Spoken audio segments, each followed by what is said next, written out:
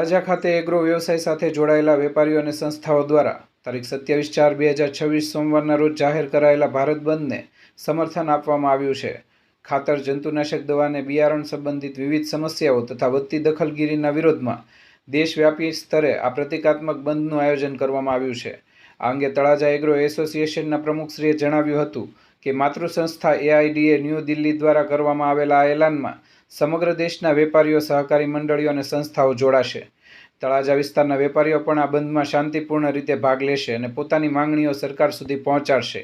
તેમણે વધુમાં ઉમેર્યું હતું કે તમામ વેપારી અને સંસ્થાઓએ એકતા દાખવી આ બંધને સફળ બનાવશે। સાથે જ ખેડૂત મિત્રોને કોઈ મુશ્કેલી ન પડે તે માટે પહેલેથી જ માહિતી પહોંચાડવા અપીલ કરવામાં આવી હતી।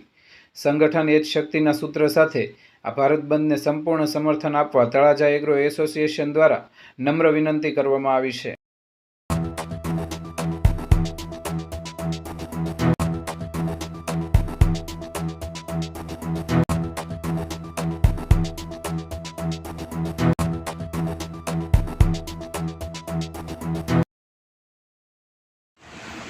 તળાજા એગ્રો એસોસિએશન દ્વારા આજના બંધના એલાનને લઈને તળાજા એગ્રો એસોસિએશનના પ્રમુખ વિક્રમસિંહ ગોહિલ પાસેથી આ બંધના એલાનને લઈને શું પ્રતિક્રિયા આપવામાં આવી છે, વધુ વિગત તેમની પાસેથી મેળવ્યા।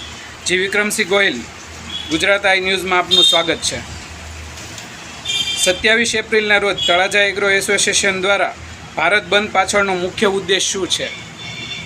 સરકાર દ્વારા જે નવા નિયમો આવ્યા છે કે ખાતરોમાં અમુક નિયમો જે ખેડૂતો પણ હેરાન થાય, વેપારી પણ હેરાન થાય એવા નવા નિયમો જે સરકાર દ્વારા મૂકવામાં આવ્યા છે એનો અમારો વિરોધ છે। ઓલ ઇન્ડિયા એસોસિએશન અમારું એના જે કાંઈ કારણો છે, કઈ રીતની તકલીફ છે એ અમે આવેદનપત્ર ખેતીવાડી અધિકારીને આપી અને જાણ કરેલી છે। દાખલા તરીકે કે ભાઈ ખેડૂતને ટોકન પ્રથા લાવવા માગે છે, પછી પેસ્ટિસાઇડનો જે દવાઓ છે એને પણ પોર્ટલમાં દાખલ કરવી, એ બધાનો સંપૂર્ણ વિરોધ છે। કેમ કે એ બહુ અઘરી વસ્તુ છે। કેમ કે ખેડૂત વાડીએ કામ કરતો ત્યાંથી 2 થેલી યુરિયાના પૈસા આપી અને વાહનવાળા સાથે 2 થેલી યુરિયા મગાવતો હોય તો એ ટોકન લેવા ક્યારે આવે એ બધું અઘરું પડે। એટલા માટે જે ભારત બંધનું એલાન છે એને તળાજા એગ્રો એસોસિએશન સંપૂર્ણ પ્રતિસાદ આપે છે। ખાતર, જંતુનાશક દવા અને બિયારણ મુદ્દે હાલ સૌથી મોટી સમસ્યા કઈ છે? અત્યારે જે સમસ્યા છે, દાખલા તરીકે હવે નવી સિઝન આવે છે, ચોમાસાની આવવાનું છે ત્યારે ફોસ્ફેટિક ખાતરો દાખલા તરીકે DAP એ ખેડૂતોને મળતા નથી, એટલે ખેતી કંગાળ થઈ જાય, એટલે ખેડૂતો હેરાન ન થાય એના માટે ફોસ્ફેટિક ખાતરોની સુવિધા સરકાર કરે અને વ્યવસ્થિત વિતરણ થાય એના માટેનું સરકાર આયોજન કરે એવી અમારી માગ છે। આ બંધના એલાનને લઈને તળાજા એગ્રો એસોસિએશન દ્વારા શું સમર્થન મળશે? બંધના એલાનને લઈ અને અમારું તળાજા એગ્રો એસોસિએશનના જે 200 જેવા ડીલરો છે સંપૂર્ણ પ્રતિસાદ મળશે। એક પણ દુકાન ખુલશે નહીં અને સરસ મજાનું એને સમર્થન મળશે।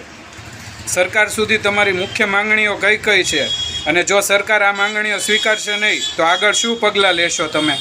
સરકાર સુધી જે અમારી મુખ્ય માંગણીઓ છે તે અમે વિગતવાર એસોસિએશનના લેટરપેડમાંથી દરેક તાલુકેથી જિલ્લામાંથી લેખિતમાં ખેતીવાડી અધિકારીને, ખેતી નિયામક અને લેખિતમાં રજૂઆત કરેલી છે।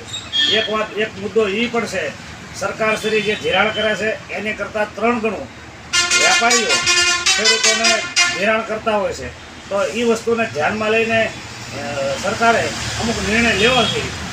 અલગ અલગ રાજ્યની ભૌગોલિક પરિસ્થિતિ અલગ અલગ હોય છે, અલગ અલગ રાજ્યની વાવેતરની પદ્ધતિ અલગ હોય છે, અલગ અલગ પાક અલગ હોય છે અલગ રાજ્યના, તો એક રાજ્યની સરખામણીએ બધા રાજ્યને એક નિયમમાં આંકવા એ વસ્તુ પણ મારી દૃષ્ટિએ તો ગેરવ્યાજબી છે।